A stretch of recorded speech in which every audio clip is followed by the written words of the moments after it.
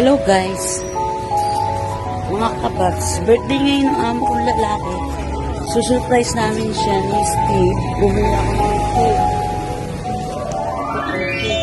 Hindi niya alam. Wala siyang alam.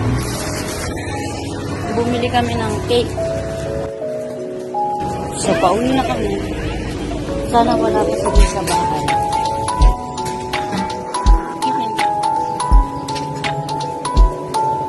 Sana wala pa siya sa house. Alaga ko. Ay, Steve. Ay, ka. Hey! Sarap. Hey! Babalik namin. Hindi niya alam, bumili kami ng cake.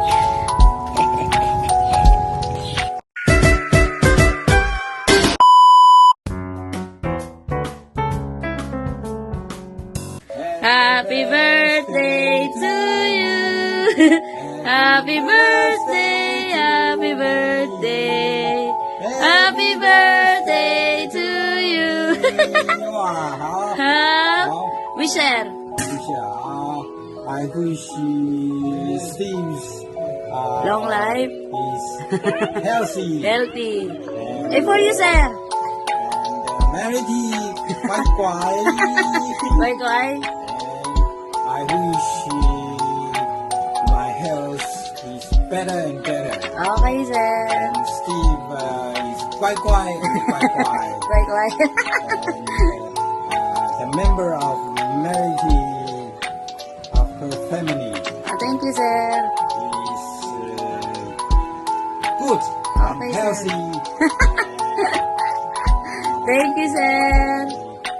Okay. Okay, sir Blue. Okay, happy birthday.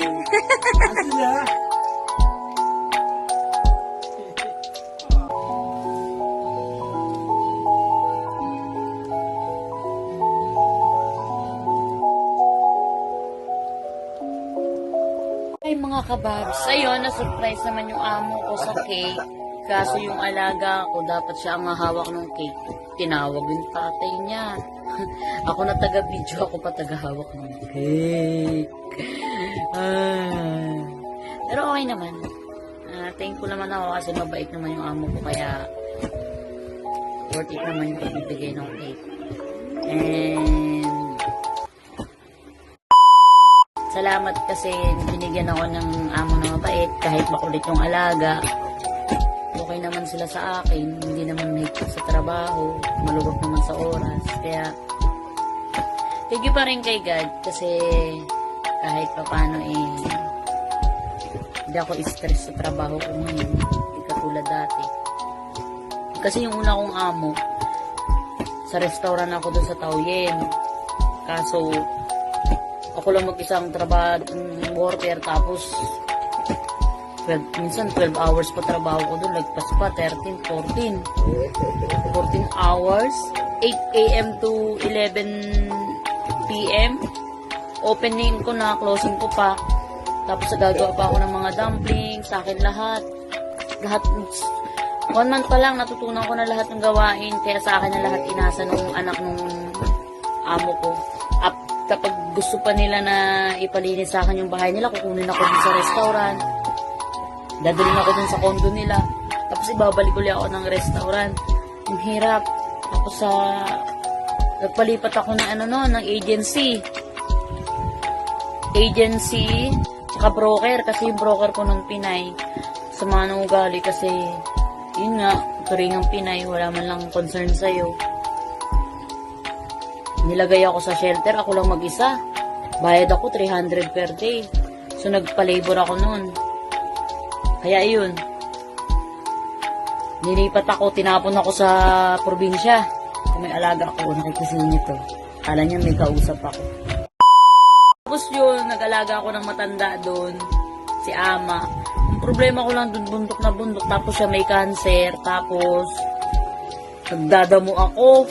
Nagagamas ako. Ayun. Last punta ako. Unang abroad ko yun eh. Hindi ako nakatagal, isang taon na ako walang day off nun. Dito naman ako ngayon sa amo ko. Sagana sa labas, pero once a month lang yung day off ko, pero kasama ko yung alaga ko, anytime pwede kami lumabas. Kaya yung mga kaibigan ko, pag may mga iutos sila, sa akin nila inuutos, okay lang naman sa akin. Wala namang problema, basta maluwag lang yung oras ko, walang problema. Kaya yun guys, share ko lang yung experience ko rito sa abroad. After ko nung 1 year ko dito sa Taiwan, nagsisi ako, bakit hindi ko binalikan yung amo ko nun. Balita ko kasi, pagkaalis ko, namatay din yun eh. Takot din ako kasi probinsya yun eh. Tapos, yung nag-stay ako sa Pinas, siguro tagalan din ako nun. Umuwi kasi ako September, nakaalis ako March. Ilang buwan din ako natingga nun sa Pinas. So, nagpunta naman ako ng Qatar. Yun, natapos ko yung 2 years dun. Kasi ang pangit yung company na punta namin. Ang may-ari nun is Turkish cleaning company. Ito na naman po siya. Akala niya may kausap ako. Oh! Akala mo ang gwapo. Ang kulit. Diba guys, ganyan siya. Kaya, thankful ako kasi mabait naman yung amo ko ngayon. Kahit na tutuusin, ang hirap kaya pag unang taon dito sa Taiwan, mahirap lalo kung naglending ka sa Pinas.